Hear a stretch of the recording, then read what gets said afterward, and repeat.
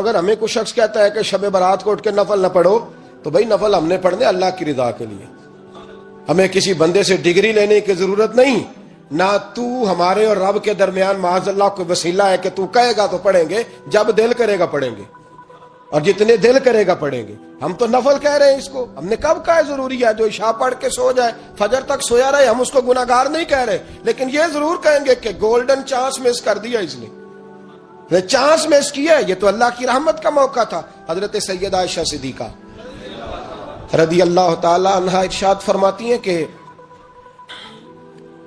شعبان کی 15ویں رات تھی، یعنی شب برات کی رات، فرماتی ہیں شعبان کی 15ویں رات تھی، میں نے اچانک نظر ڈالی تو حضور میرے بستر میں تھے، پھر میری نظر پڑی تو حضور نہیں تھے، میرے دل میں گمان آیا، خیال آیا کہ شاید کسی اور زوجہ کی طرف حضور کا میلان تباہ ہو گیا ہو، وہاں تشریف لے گئے ہوں۔ فرماتی میں اٹھی باہر گئی تو نبی کریم علیہ السلام جنت البقیع میں تھے، قریب ایک جگہ پہ حضور دعائیں مانگ رہے تھے۔ فرماتے میں گیا تو حضور فرمانے لگے ابو بکر کی بیٹی تو نے کیا گمان کیا کہ اللہ کا رسول تیری حق تلفی کرے گا؟ عرض کی حضور آپ مالک ہیں، کہیں اور جانا چاہیں تو میری طرف سے پابندی نہیں۔ کہتی ہے وہاں کھڑے کھڑے میرے رسول کریم نے بیان فرمایا، یہ ترمذی کے لفظ ہیں، حضور نے فرمایا عائشہ یہ شعبان کی 15ویں رات ہے، مدینے میں سب سے زیادہ بکریاں بنو کلب کا قبیلہ پالتا تھا، فرمایا آج کی رات بنو کلب کے قبیلے کی بکریوں کی تعداد کے مطابق اللہ میری امت کے لوگوں کی بخشی فرما دے گا۔ یہ وہ رات ہے۔ جناب عائشہ صدیقہ رضی اللہ تعالی عنہ نے بات رات کو سنی تنہائی میں، نبی پاک سے رات کو تنہائی میں حضور سے سنی، سویرے جناب عائشہ نے کل امت کو بتائی۔ اگر یہ بات اہمیت والی نہ ہوتی تو بی بی صاحبہ آگے روایت کرتی، یہ کتابوں میں آتی، یہ لوگوں کو بتاتی۔ حضرت عائشہ نے روایت کیا اور مولا علی شیر خدا نے تو کھل کے کہا، ابن ماجہ میں حضرت علی سے پیار کرنے والوں کے لیے الگ عنوان، مولا علی نے کھل کے فرمایا شعبان کی 15ویں رات کو رات عبادت کرنا اور سویرے روزہ رکھنا۔ حضرت علی کے لفظ بائی نے ہی سیاستہ میں رات کو عبادت کرنا، دن کو روزہ رکھنا۔ ویسے تو رب کریم ہر روز تہجد کے وقت پہلے آسمان پر نزول اجلال فرماتا ہے اور لوگوں کو فرماتا ہے کوئی بخشش مانگنے والا؟ اور فرمایا ہر روز تہجد کے وقت یہ اعلان ہوتا ہے، پر شب برات کو نا شروع رات سے یہ اعلان شروع ہو جاتا ہے۔ ادھر دیکھو میری طرف، مغرب سے اعلان شروع ہو جائے گا۔ اللہ کرے آپ کو سمجھ آئے، اللہ کرے آپ کو، اور بھائی یہاں باہر لوٹ سیل لگ جائے، یہاں ابھی سیل لگ جائے، 5000 والا جوڑا 1500 میں، تو رش ختم ہوگا۔ اور بھائی اگر یہ لگ جائے، چلو یہ تو دور کی بات ہے نا، ہم تو لنگر والے لوگ ہیں، اگر لنگر کا اعلان ہو جائے کہ بڑا تگڑا ہے، بڑا تگڑا، ہمارے ہاں تو شادی کی روٹی کھلتی ہے تو لوگ آخری روٹی سمجھ کے کھاتے ہیں، تو شاید اللہ ماشاءاللہ یہ آخری ہے، اس کے بعد نہ ملے گی۔ جب اعلان ہوتا ہے اور دعوت ہوتی ہے کہ کھلا ہے جی کھاؤ، کیا حشر ہوتا ہے، کیا انداز ہے۔ مولا علی شیر خدا حدیث روایت کرتے ہیں، رنگ کیا ہے؟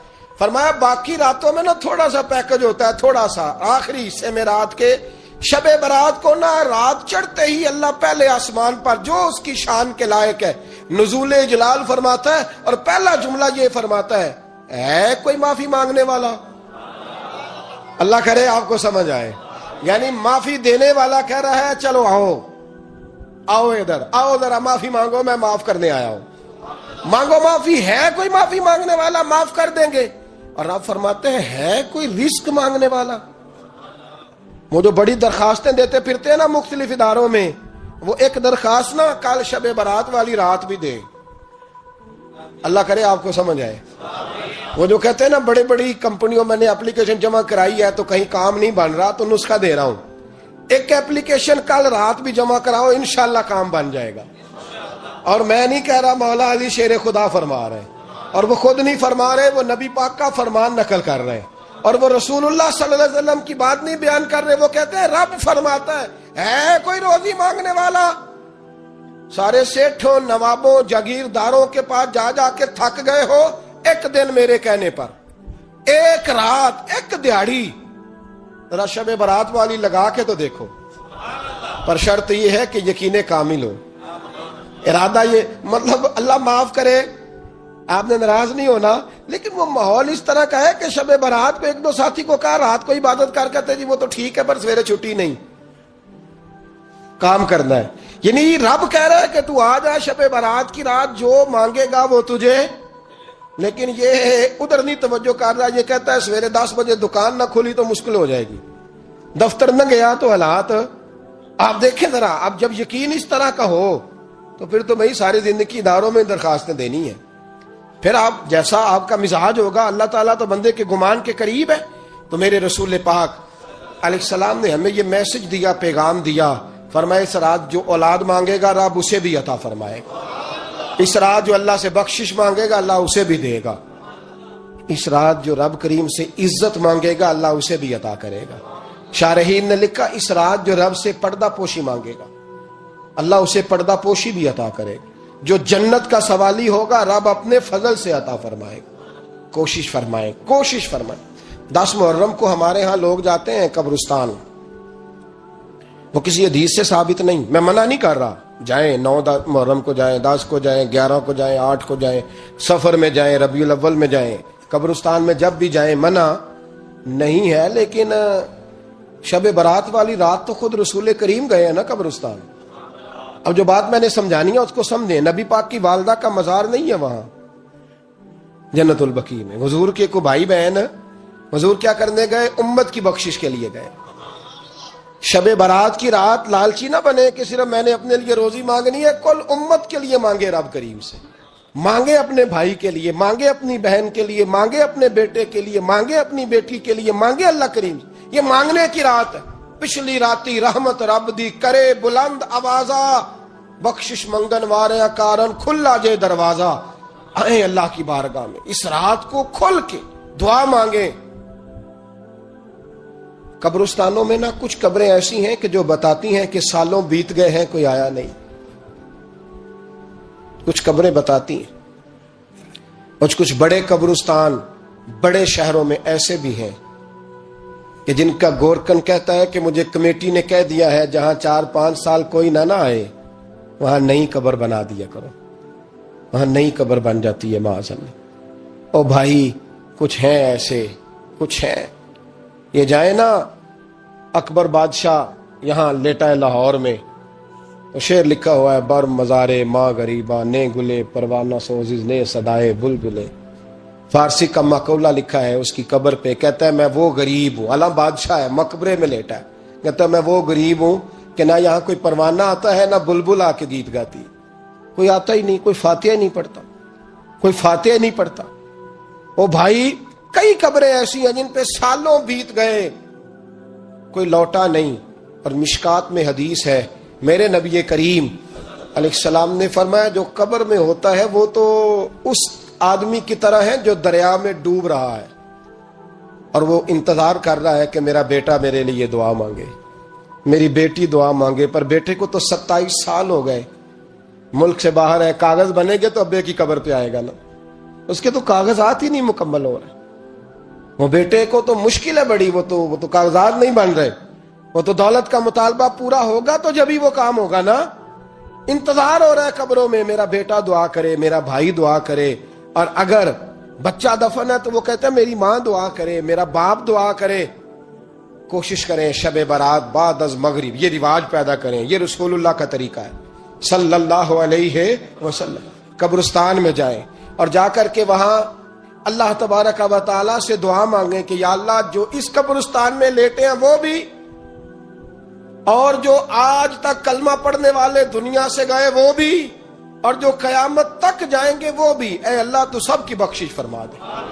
اللہ کی رحمت کو محدود نہ کریں کہ صرف مجھے بخش دے، اسے کہیں یا اللہ کل کی بخشش فرما. ساری امت کے لیے دعا کریں. شب برات کی رات نفل پڑھیں. ہمارے ہاں محفل ہوتی ہے ہر سال الحمدللہ، بڑے شوق سے بڑا خوبصورت ہم اہتمام کرتے ہیں. لیکن میں اکثر دوستوں سے کہا کرتا ہوں کہ جن کو اکیلے میں نفل پڑھنے میں مزہ آئے وہ اکیلے میں پڑھیں. کتنی کھلی بات کر رہا ہوں. میں پابند نہیں کر رہا کہ آپ یہاں آئیں گے محفل میں آئیں گے ضروری ہے. بھئی آپ کو اکیلے میں مزہ آتا ہے نا. کچھ لوگ تنہائی میں ہو تو دل زیادہ لگتا ہے، وہ تنہائی میں کریں اللہ اللہ کوئی عرض نہیں. لیکن کچھ ایسے ہیں کہ نعت سنتے ہیں تو دل نرم ہوتا ہے، تقریر سنتے ہیں تو دل نرم ہوتا ہے. تو جن کا اس طرح نرم ہوتا ہے وہ مسجد میں آئے, بات سنے. کچھ کو سب کے بیچ بیٹھ کے رونا آتا ہے. حضرت سعدی شرازی فرمایا کرتے تھے کچھ لوگوں کے آنسو مجھے رلا جاتے ہیں. فرماتے ہیں کچھ کی آنکھیں دیکھ کے رو پڑتا ہوں, لہذا میں جب بھی ذکر کرتا ہوں محفلوں میں بیٹھ کے کرتا ہوں. تنہائیوں میں مجھ سے نہیں ہوتا, تو جس سے نہیں ہوتا وہ آئے نا, مسجد میں آئے, رات عبادت کریں. کل مغرب سے پہلے پہلے کام سمیٹ لیں سارے, اور مغرب کے بعد یہ رات شروع ہوگی, مغرب کے بعد ایک چھٹی کر لو اللہ رسول کے لیے. کر لیں گے انشاءاللہ تعالی ایک چھٹی. اور توبہ کی رات ہے یہ, توبہ کرنی ہے. توبہ کس کو کہتے ہیں؟ توبہ کا معنی ہے پچھلے گناہ پر پچھتانا, شرمسار ہونا. کہتے نہیں اے کاش میں نہ کرتا, اور وہ لفظوں میں نہیں, جملوں میں نہیں, توبہ رٹی رٹائی نہیں, شرمسار ہونا اور آئندہ گناہ نہ کرنے کا پکا ارادہ کرنا, اس کا نام توبہ ہے. دیکھیں اللہ تعالیٰ فضل کرے, میں نے پچھلے سال کہا تھا پھر کہتا ہوں, مسجدوں سے نا شب برات کی رات, شب قدر کی رات چیخوں کی آوازیں آتی ہیں, لوگ اتنا روتے ہیں نا. رونا چاہیے, کم روتے ہیں زیادہ رونا چاہیے. لیکن سوال یہ ہے کہ اتنا زیادہ لوگ شب برات کی رات روتے ہیں, کیا پھر سویرے بددیانتی ختم ہو جاتی ہے؟ جو رات مسجد میں کھل کے رو کے آیا ہے اس کا پروگرام ہے نا کہ اب ملاوٹ کبھی نہیں کرے گا, اب گاہکوں سے جھوٹ کبھی نہیں بولے گا, اب وہ بددیانتی کا معاملہ کبھی نہیں کرے گا. لیکن رات روتا بھی رہے اور سویرے پروگرام یہ ہو کہ میں نے پھر لوگوں کو فریب دینا ہے, داؤ لگانا ہے, تو اس نے توبہ کیا رات کے, یہاں بس یہ ایکٹنگ کر کے لوٹ آیا ہے. یعنی بڑی سجا بنا کر کے سوار کر کے رات توبہ کی. کیا مطلب ہے توبہ کا؟ کہ توبہ آپ نے کی. حضرت حسن بصری سے کسی نے کہا توبہ کیا ہے؟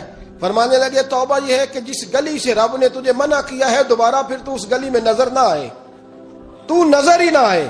اور جس جگہ جانے کا رب نے تجھے حکم دیا ہے پھر تو دوبارہ وہاں سے غیر حاضر نہ ہو. اگر یہ پروگرام ہی نہیں, ارادہ ہی نہیں. بچے ایک دو مجھے کہنے لگے کل حضرت صاحب توبہ کے موضوع پر ہم نے گفتگو کرنی ہے, تو کوئی باب بتائے کہاں پہ ہے. کچھ بچے شاگرد ہیں, کچھ مسجد و مجمع پڑھاتے ہیں. ایک نے مجھ سے کہا, تو میں نے کہا بیٹے پہلے مسجد میں جاؤ, 2 نفل پڑھو, توبہ کرو, توبہ کا ارادہ بناؤ. یہ رسم نہیں ہے. وہ نعت خان بھی تو توبہ کر لینا جو شب برات کے دن لوگوں کو توبہ کرانے آیا ہے اور 25,000 کا سودا کر کے آیا ہے. تو آج اس کام سے تو توبہ کرنا, یہ نوٹ پھکوانے سے تو توبہ کرنا. یہ رسم ہے. ساری رات توبہ توبہ توبہ توبہ, یہ کیا معنی ہے اس کا؟ کیا مطلب کریں؟ امام غزالی فرماتے ہیں کہ ایک آدمی بادشاہ کا گارڈ تھا, سپاہی تھا, اس کا پہرے دار تھا, نگرانی کرتا تھا, بڑی وفاداری سے نوکری کرتا رہا. بادشاہ نے اسے تنخواہ کے علاوہ بھی بڑا نوازا. اسے بادشاہ نے بڑے الاؤنسز دیے, بادشاہ نے بڑا کچھ دیا, مکان دیا. کچھ سالوں کے بعد بادشاہ کو پتا چلا کہ یہ میرے لیے نہیں آتا تھا, اس کی تو میری کنیز پر نظر تھی. اس نے تو رات کی ڈیوٹی اس لیے لگوائی تھی کہ کنیز پر نظر تھی. تو امام فرماتے ہیں کہ بتاؤ پھر وہ بادشاہ اس کے ساتھ کیا سلوک کرے گا؟ وہ کیا سلوک کرے گا؟ تو لوگ کہنے لگے حضور لگتا یہ ہے کہ وہ نا 4-5 حصوں میں کاٹ کے تو کتوں کے آگے پھینکے گا. آپ فرمانے لگے میرا رب تو بڑا ہی کریم ہے, وہ تو ایسے نہیں کرتا. لیکن بتلاؤ اگر اسے پتا چلے کہ یہ رسم کے لیے آیا ہے, اس کی تو نظر ہی مال پہ ہے, یہ تو سویرے بدلے گا نہیں, یہ تو دھوکہ دے رہا ہے, یہ تو توبہ کرنے آیا ہی نہیں, اس نے تو ڈھونگ رچایا ہے, اسے تو پہلے سے خبر ہے. تو پھر تم کیا امید رکھتے ہو؟ پھر کیا رویہ رکھتے ہو؟ شب برات کی رات دھاڑے مار مار کے رونا اور صبح اسی طرح دھوکہ دینا, اسی طرح فریب کرنا, اسی طرح جھوٹ بولنا, اسی طرح بددیانتی کرنا, اسی طرح لوگوں کو لوٹنا. تو یہ رسم نہیں ہے توبہ. توبہ تو بدل جانے کا نام ہے, توبہ تو پھر سنور جانے کا نام ہے. توبہ تو اس طرح ہے جس طرح حضرت ابراہیم ابن ادھم نے کی تھی. وقت کے بادشاہ تھے بادشاہ, جب توبہ کی تو پھر ہر چیز چھوڑ دی, پھر مال لوگوں میں بانٹ دیا اور پھر ٹاٹ کا لباس پہن کر زندگی گزاری. لوگوں نے کہا حضور یہ تبدیلی ہے. فرمایا تبدیلی نہیں, یہ میری توبہ ہے, یہ میری توبہ ہے. جب توبہ کی تو پھر بدل کے کی, جب توبہ کی تو پھر تبدیل کیا آپ نے. یہ کیا توبہ ہوئی؟ ساری رات روتے رہے, سویرے دکان پہ جا کے پھر قسم اٹھائی کہ مجھے تو پڑتا ہی 11,000 کا ہے. یہ توبہ ہے؟ تو آپ نے اور میں نے توبہ کرنی ہے تو انشاءاللہ تعالی اس طرح کرنی ہے کہ پھر 15ویں شعبان کو بدل جائے. یہ جو موقع آتے ہیں نا شب برات کے, شب قدر کے, یہ بنیادی طور پر اللہ تعالیٰ کی طرف سے دی ہوا موقع ہوتا ہے کہ چلو تمہیں چانس دیتے ہیں، تمہیں چانس دیتے ہیں، پابندی کوئی نہیں، لیکن رب کی طرف سے نا موقع ملتا ہے، چلو تمہیں ایک موقع دیتے ہیں، چلو اپنے آپ کو کلیئر کر لو، تمہیں موقع دیتے ہیں۔ یا اللہ کیا کرے؟ کچھ بھی نہیں، آ کے نا سچے دل سے 2 رکعتیں پڑھ کے توبہ کرو، عرش کا مالک پچھلے سارے ہی معاف کر دے گا۔ کچھ بھی نہیں، آؤ موقع ہے۔ ان لوگوں کی باتوں پہ نہ جائیں جو بلا وجہ پریشان کرتے ہیں۔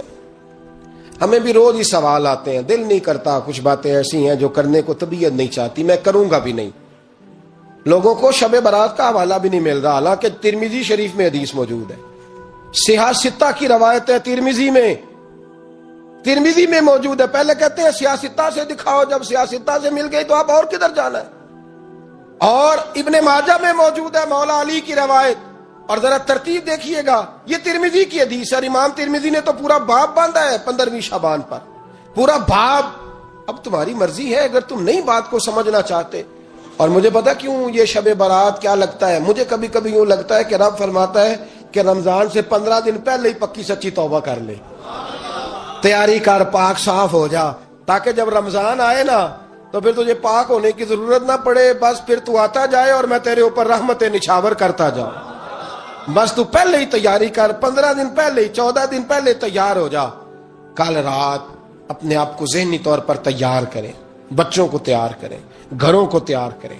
اب جب مہمان آتے ہیں نا بڑا کچھ کرتے ہیں، شب برات آئے تو مصلے ایک دفعہ دھویا کریں، ایک دفعہ مصلے دھویا کریں۔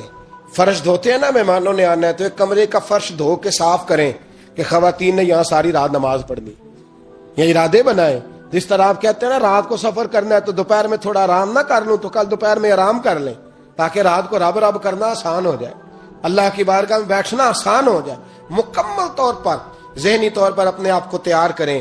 یہاں بھی محفل ہوگی انشاءاللہ، عشاء کے متصل بعد شروع ہو جائے گی، 12 بجے تک محفل چلے گی، پھر 12 بجے کے بعد نماز تسبیح پڑھی جائے گی، پھر 1 بجے پھر دوبارہ آپ کو اجازت دی جائے گی، کوئی انفرادی طور پر گھنٹہ سوا اپنی الگ سے کوئی عبادت کرنا چاہے تو وہ تب بھی ممکن ہو، جیسے آپ کو موقع بنے۔ میں کہہ چکا ہوں، لیکن وقت ضائع نہ کرنا، گولڈن چانس ہے، اس کو مس نہ کرنا، یہ شب نجات ہے، اس کے ضرور قریب جانا۔ رب کریم سمجھنے کی توفیق عطا فرمائے۔ آخر دعوایا ان الحمدللہ رب العالمین۔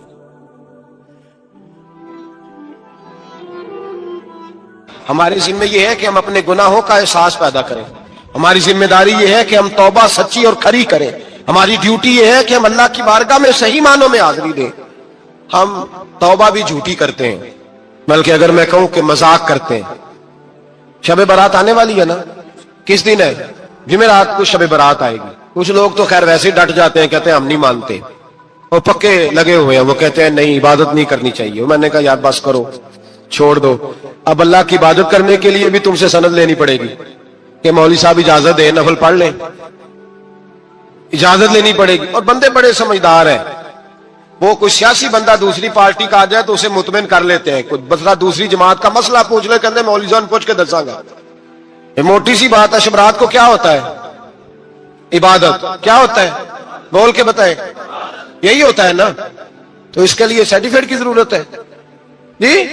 والذین یبیتون لربہم سجدا وقیاما، اللہ فرماتے ہیں میرے بندے ساری رات گزار دیتے ہیں یا قیام کرتے ہوئے یا سجدہ کرتے ہوئے، اس کے لیے سرٹیفکیٹ کی ضرورت ہے۔ بڑی جلدی مسئلہ پوچھنے آ جاتے ہیں لوگ۔ ہاں، ایک وہ ہے جو مانتے نہیں سرے سے، ایک وہ ہے جو بڑا عجیب مانتے ہیں، وہ کہتے ہیں شب رات ہے، چھوٹا گوشت ہی نہیں مل رہا دکان سے۔ بھئی شب رات گوشت کھانے کا دن ہے، حلوہ کھانے کا دن ہے شب برات، موج کرنے کا دہاڑا آ گیا شب برات۔ شب رات آئی ہے، پہلے کلو گوشت آتا تھا، اب 2 کلو لے لو۔ یہ کون سا طریقہ ہے شب برات منانے کا؟ اور پھر شب برات منائی جائے گی، معراج شریف سے پٹاخے چل رہے ہیں روز شام کو، چلتے ہیں نا؟ نہیں، میں کہ اور مینوں غلطی لگتی، تسی بولے نہیں نا، چلتے ہیں پٹاخے۔ کون بیچتا ہے پٹاخے؟ ہندو، سکھ، یہودی؟ چلاتا کون ہے؟ کس نے کہا چلانے؟ اس میں کوئی کسی فرقے کا بھی اختلاف نہیں ہوتا۔ ڈرنا چاہیے اللہ پاک سے۔ اللہ جہنم کی آگ ٹھنڈی کرتا ہے، ہم جلاتے ہیں شب رات کو۔ رب فرماتا ہے ٹھنڈی ہوگی، ہم جلا رہے ہیں۔ بچے پٹاخوں کے پیسے پڑوسی سے لے کے آتے ہیں کہ ہم سے لیتے ہیں؟ ہم منع کیوں نہیں کرتے؟ جوتے نہ پالش کرنے پہ تو تھپڑ لگتے ہیں، تو پٹاخے والے بچے کو نہیں پوچھا جا سکتا؟ باپ کی ذمہ داری ہے۔ اور محدثین نے مسئلہ لکھا ہے، اگر بچہ نابالغ کوئی غلطی کرتا ہے تو اس کا باپ ذمہ دار ہے، جواب دے اس کی جگہ پر، ان کو سمجھائیں۔ شب برات آئے گی، پھر توبہ ہوگی، ہر مسجد سے رونے کی آواز آئے گی، زور زور سے لوگ روئیں گے، تڑپیں گے، اجتماعات ہوں گے، بڑے بڑے اجتماعات ہوں گے، توبہ کریں گے لوگ، کریں گے نا انشاءاللہ تعالی، آئیں گے نا لوگ مسجدوں میں، پھر سویرے جھوٹ بند ہو جائے گا نا، اگلی صبح ملاوٹ ختم، کم تولنا ختم۔ یہ کیسی توبہ ہے؟ وہ دکاندار جو شبرات والے دن غلط سوجی فروخت کر رہا ہے، ملاوٹ والی چینی بیچ رہا ہے، تاکہ دوائیوں میں دھوکہ دیتے ہیں لوگ، دوائیوں میں دھوکہ دیتے ہیں۔ ایک ڈاکٹر خود مجھے کہنے لگے، وہ میرے دوست ہیں، ہلکا پھلکا کورس کیا ہوا ہے، کہتے ہیں میرے دوست ہیں کئی سارے لوگ، تو ایک ایسا ہی ہمارے شعبے کا آدمی تھا، تو اپنے ابا جی کو وہ ڈرپ لگانے لگا، تو ابا جی کہنے لگے پتر مینو اصلی لا دے تیری مہربانی، مینو اصلی لا دے تیری مہربانی، لوکھا علی نہ لا دے۔ یہ حال ہو گیا۔ دوا مجھے بتائیں وہ قوم اخلاقی طور پہ کتنی گر چکی ہے جو دوائیوں میں زہر بیچتی ہے، دوائیوں میں۔ اور میں انشاءاللہ کسی موقع پر تفصیل سے اس پر گفتگو کروں گا، بڑی تفصیل سے۔ میں نے بہت سی معلومات اکٹھی کی ہیں کہ کتنا ظلم کرتے ہیں یہ لوگ، لکھنے والے بھی، لانے والے بھی، بیچنے والے بھی، کتنے بڑے مجرم ہیں، صحت کے ساتھ کھیلتے ہیں۔ صحت بارہ لام دام برسرے مطلب، جس آدمی نے دھوکے کا مال لا کے رکھا ہے شبرات والے دن کے رات توبہ بھی کرنی ہے اور سویرے یہ بیچنا بھی ہے، وہ توبہ کرنے آیا۔ جس نے دھوکے کا مال لا کے رکھا ہے کہ سویرے بیچنا ہے اور رات توبہ بھی کرنی ہے، وہ توبہ کر رہا ہے کہ مذاق کر رہا ہے؟ توبہ میری توبہ، استغفر اللہ، یا اللہ معاف کر دے، اونچی اونچی آواز میں رو رہا ہے، اور سویرے سارے چکر وہی ہیں۔ یہ کیسی توبہ ہے؟ توبہ کیا ہے؟ میرے نبی پاک علیہ السلام کے غلاموں نے توبہ کی تقسیم کی۔ حضرت حسن بصری سے کسی نے پوچھی توبہ کیا ہے، تو آپ نے فرمایا توبہ یہ ہے کہ جب تو توبہ کر لے تو پھر اس جگہ نظر نہ آنا جہاں کھڑے ہونے سے رب رسول ناراض ہوتے، اور فرمایا توبہ یہ ہے کہ جب تو نے توبہ کر لی پھر وہاں سے غیر حاضر نہ ہونا جہاں حاضری کا تجھے اللہ رسول حکم دیتے ہیں، یہ تیری توبہ ہے۔ اور اگر تو ایسا نہیں کرتا پھر تو نے توبہ نہیں کی، پھر تو نے مذاق کیا۔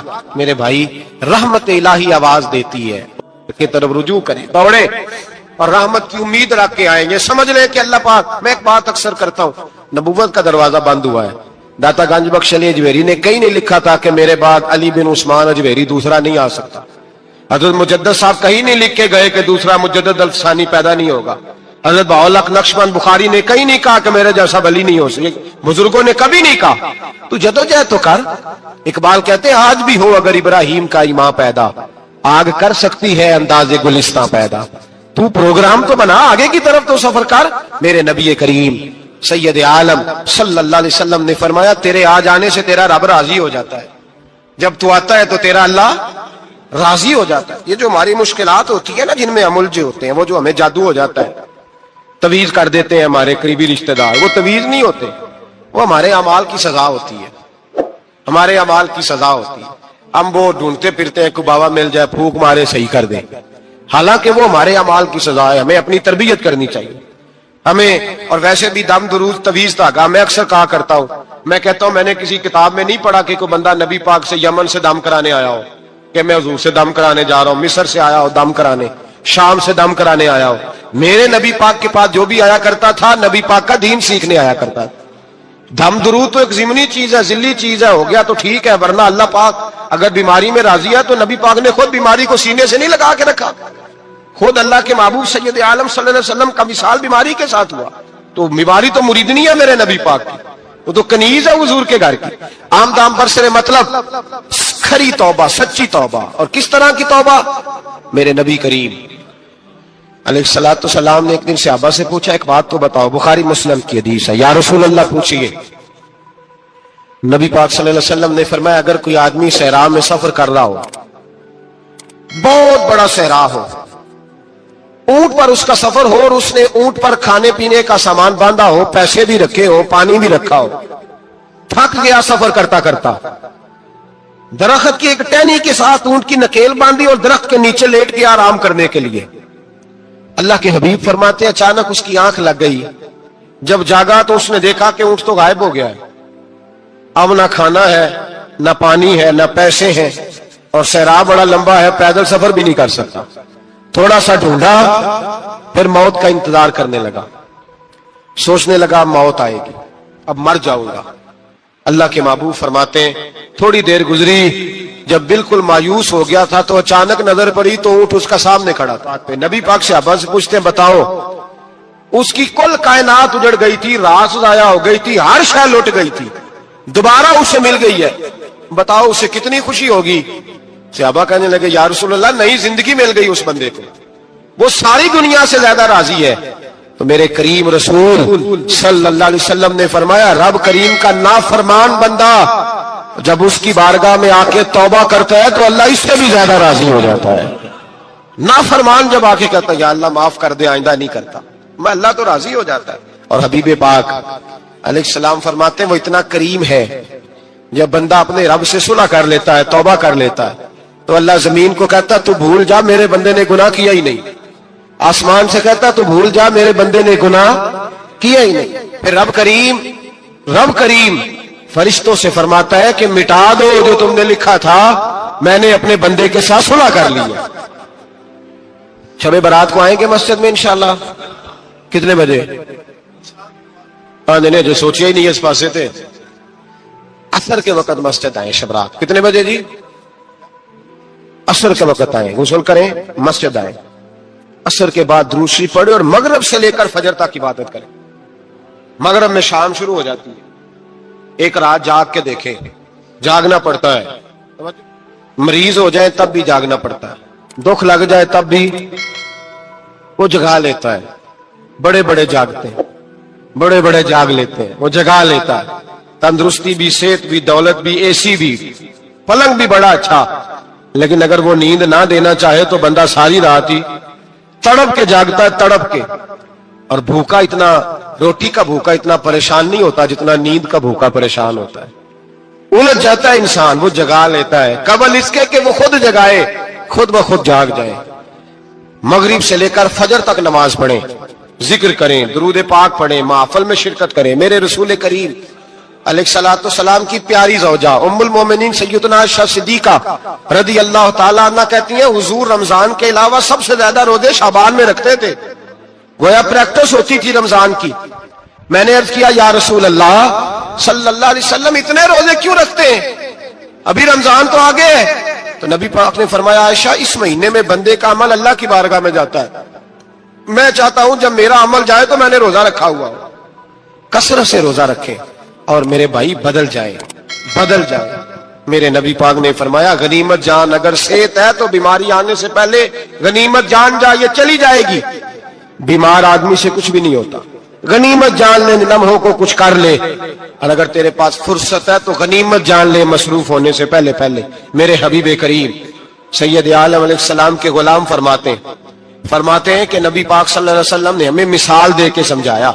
مدینے میں جو قبیلہ سب سے زیادہ بکریاں پالتا تھا وہ بنو کلب کا قبیلہ تھا، اور فرماتے اتنی بکریاں تھیں کہ ان کی بکریاں ہم نے کبھی نہیں گنی تھی. نبی پاک علیہ السلام نے فرمایا جب شعبان کی 15ویں رات آتی ہے، یہ ترمذی کا لفظ ہے، فرمایا جب شعبان کی 15ویں رات آتی ہے تو بنو کلب کے قبیلے کی بکریوں کے بالوں کی تعداد کے مطابق اللہ میری امت کے افراد کی بخشش فرما دیتا ہے. اور صحابہ کہتے ہیں ہمیں لگتا یوں ہے کہ چونکہ ہم نے جو چیز سب سے زیادہ دیکھی تھی وہ بنو کلب کی بکریاں تھی، اس لیے نبی پاک نے ہمیں سمجھانے کے لیے ان کی بات کی، ورنہ اگر ہم نے اس سے زیادہ کچھ شے دیکھی ہوتی تو نبی پاک اس کا نام بیان فرماتے. ہمیں سمجھانے کے لیے فرمایا بنو کلب کے قبیلے کی بکریوں کے بالوں کی کسی ایک بکری کے بال بھی بندہ گن سکتا. اور حضور نے فرمایا جو سب سے زیادہ بکریاں پالتے ان کی تعداد کے مطابق حضرت عائشہ صدیقہ رضی اللہ تعالیٰ عنہ فرماتی ہیں جنت البقیع میں حضور جایا کرتے، قبرستان میں، قبرستان کے کونے میں. اللہ کے رسول کو میں نے نماز پڑھتے بھی دیکھا 15ویں رات کو، اور فرماتی ہیں حضور بقیع والوں کے لیے بخشش کی دعا بھی کرتے. قبرستان بھی جائیں شب برات کو، ان کے لیے دعا بھی کریں. اور پھر میرے بھائی شب برات کو للہیت کے ساتھ آئیں، لوٹنے کا پروگرام بنائیں. اس سے قبل کے رب کریم خود جکڑ کے لے آئے، خود بخود آئے، اس کے کرم کی طرف توجہ کریں، اس کی رحمت کی طرف توجہ کریں. میرے رسول کریم صلی اللہ علیہ وسلم کے پاس ایک دیہاتی آئے. مولا علی شیر خدا فرماتے ہیں میں بھی حاضر تھا. کہتے کبھی کبھی سادے بندے آتے تھے پر بڑی عجیب ہی بات کر جاتے تھے. کہتے ایک دیہاتی آئے, تامت باندھی ہوئی اور سادہ سا رومال کندھے پہ رکھا ہوا ہے. نبی پاک کے پاس آئے اور حضور سے دل لگی کرنے لگے. حضور سے دل لگی کرنے لگے, میٹھی باتیں کہنے لگے. یا رسول اللہ ایک مسئلہ پوچھنے آیا ہوں. فرمایا پوچھو. عرض کرتے ہیں حضور قیامت میں حساب کون لے گا؟ قیامت میں اب کس کو نہیں پتا کون حساب لے گا, دل لگی کی بات ہے نا. کون